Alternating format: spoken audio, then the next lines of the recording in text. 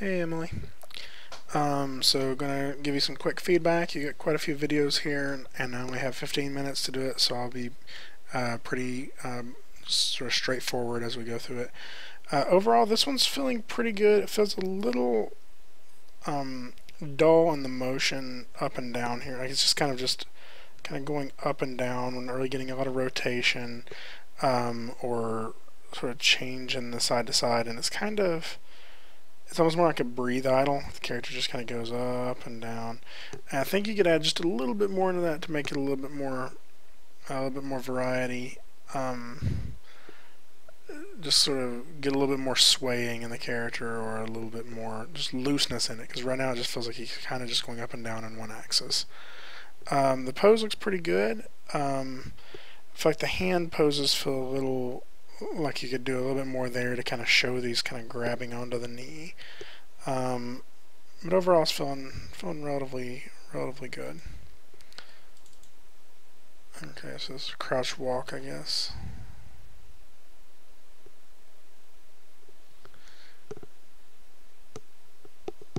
So that's looking pretty good. Couple of things. Let's open this one in QuickTime.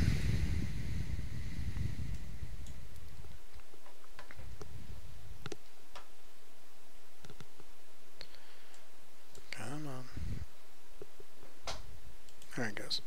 So a couple things. The feet just kind of come up off the ground here. If you look at this back foot, it just kind of drifts up off the ground. I think you can kind of make it look like it's pushing a little bit more. That would help.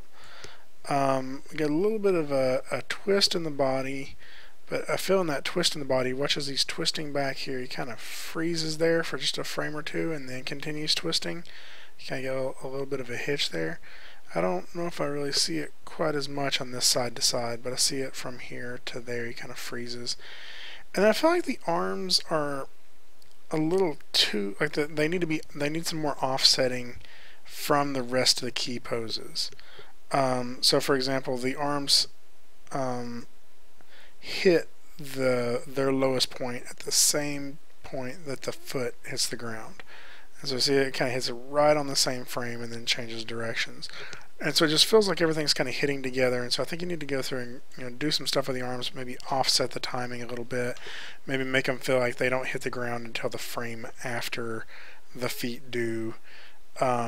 And the same with like the up pose, like they kind of feel like they hit the up pose at the same point. So just kind of make them feel like they're delayed by a second or something, just to loosen them up, and maybe even delay some of the movement of the forearm. I feel like the forearms feel a little stiff still yet, so maybe you could loosen that up just a little bit as well. So the idle.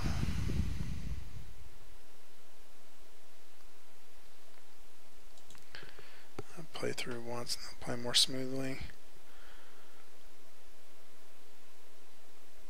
So this is kind of doing the same thing as the crouch idle.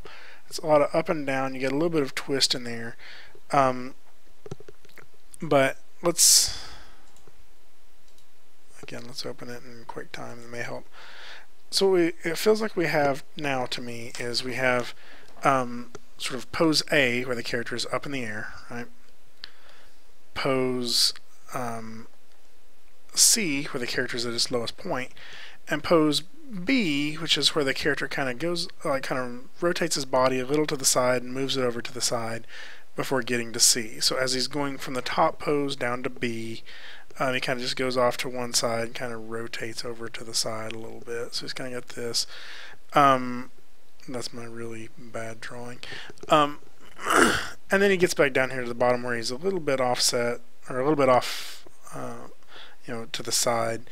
The problem is when he comes back up to A, I feel like he passes through B again. Like he looks like he gets a little too close to that pose. And what you want is a completely, like a D pose that is just completely different. Maybe he's kind of, rotated over to the other side on that one or something like that. And so if you get that, then you're going to get, like right now what it feels like is we're going like this. Like it's kind of just going ping-ponging between those. But if D is a little different, then what you're going to feel like is like it's kind of doing this almost like this loop. And so that'll feel a little looser. And if it's loose enough, it won't even seem like a loop. It'll just seem like the character's kind of sort of, you know, moving a little bit right there in the same area. So let's play that again so you can kind of see what I'm talking about. Stupid QuickTime.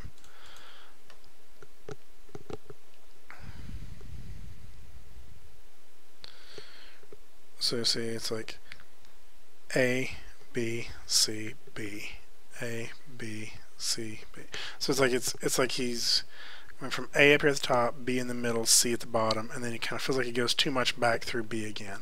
Some of that may just be this pose, but the arms kind of have a little bit of that too. So just really kind of maybe just go in there and like right about there, maybe a little further back. Just make a completely different pose for the character's torso and just see how you can get it to blend through that. Let's look at the jump.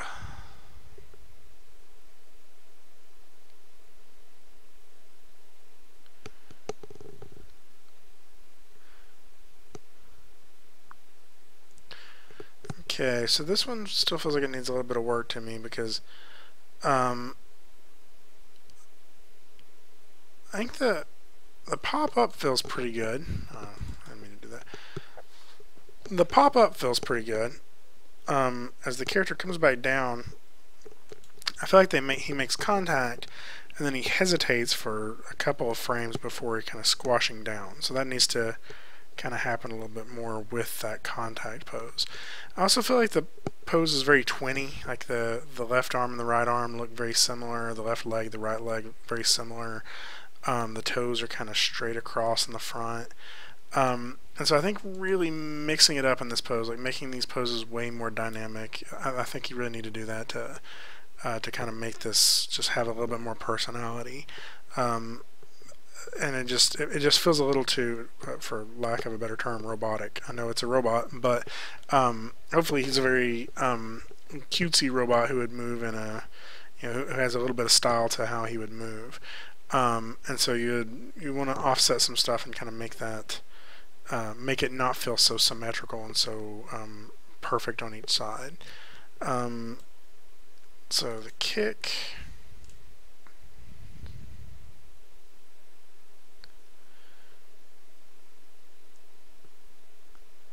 Okay. This one looks like you got some pretty good poses. I think it needs a little bit of work on the timing. I think it definitely needs, like, the part where the kick would actually make contact, that needs to have a lot of energy and a lot of speed to it. So I think the whole thing needs to be faster by quite a bit. But I think that part needs to really just have like a pop to it. And so you almost need an anticipation right before, like right here, you almost need like the foot anticipating backwards so it will pop forward and give a good kick. Like right there. So it's almost like there needs to be a little bit of an anticipation before that, like right in this range, to where the foot's maybe pulled up a little bit, like it's getting ready to dart out there. And that way when you get to here, you see how that's kind of blending through there? Like that needs to, you need to kind of work on the arc for that to make it really feel like it punches out there. Now these are some really good poses, I think. I think that's a good pose. And I kind of like how it carries around, like some of this here, like how that feels good, and how the character comes back up. So I mean, I think you got some really good stuff here. I think it just needs a little bit more there. And then at the end of that, he lands in kind of this weird pose and then just kind of blends back into his idle pose. There's a chance that maybe you should just trim out that idle pose at the end, because we're going to probably have our character landing in the he's going to land in whatever pose he lands in, but then it'll probably blend back to whether he's idle or whether he's walking or running. So that's something we need to kind of consider there, of how you're gonna make that flow. Sorry, I'm kind of losing my train of thought. The other thing is I think you really need to make sure that like you have some good lead and follow. So, for example, the hips would probably be what's coming around first, and then the leg and the arm here would kind of drag behind and sort of whip around after the hips. So they would be a little bit behind that. And so you may need to work that into the pose, or you may be able to just do that with offsetting, but I think it needs to feel a little looser there. So the punch.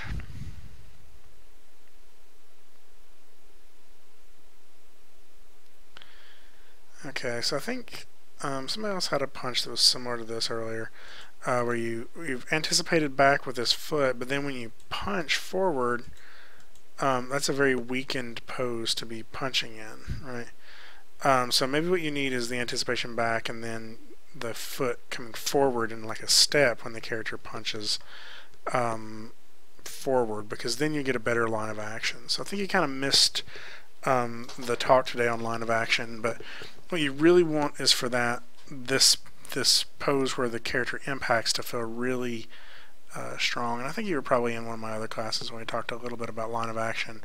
But something like this maybe, where the arm really just sort of out here, connecting, and you get this really nice line of action flowing through it. That's going to feel much more powerful than if the character is kind of upright and the arm is just straight forward, right? So really like leaning the character into it and getting this flow of energy going all the way through the character, I think would really help make this have a little bit more power. And having this foot kind of leaning back there is just kind of pulling away from that. It's kind of keeping the character from feeling like he's really throwing his entire weight into it. And so the walk.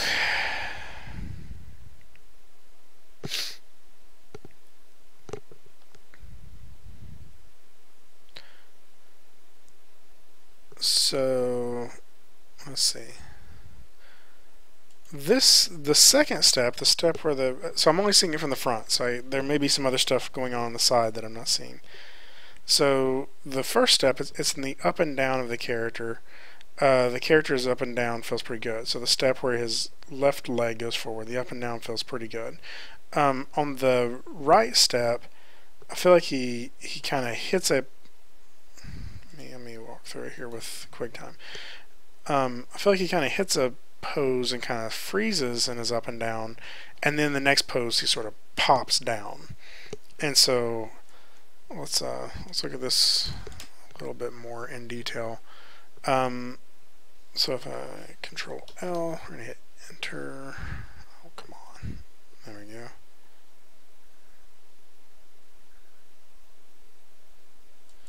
So it's not playing back very well, but let's see if we can do frame by frame. So I think it's right here that the character just kind of pops down really fast. But if we go look at the loop point of that all the way at the end, so the character starts traveling upward here, and it's like he hits a high point and he just kind of freezes there and kind of holds that for what feels like your last two poses. And so that means when he suddenly does pop down there, it kind of feels sharper, as opposed to this one. It kind of does a little bit of that too, but this pop down doesn't feel as sharp. So I think you need to, right now, instead of having, like, I don't know, I would have to look at it, but I'm guessing your curve feels like it goes down here and then up here and kind of settles a little bit and then down, right? But then it kind of feels like it pops straight up and then just stays flat for two. And so when we get back here to our loop point, it kind of pops down really quick. Does that make sense? Because it's kind of held that too long. So you just need to kind of ease into that and maybe not shoot back up so quickly on this side. So hopefully that makes sense. Yeah, again, if you have any questions, let me know. And if you need me to kind of, a couple other small things on this. I feel like you need some weight shift from side to side. His weight stays kind of in the middle. It's not going to play here, sorry. His weight stays kind of in the middle, and I think also his feet kind of stay a little too pointed forward. So I usually try to angle my feet outward just a touch on a walk cycle, and right now they're just kind of pointing straight forward. So otherwise, keep up the good work. Let me know if you have any questions. Thanks.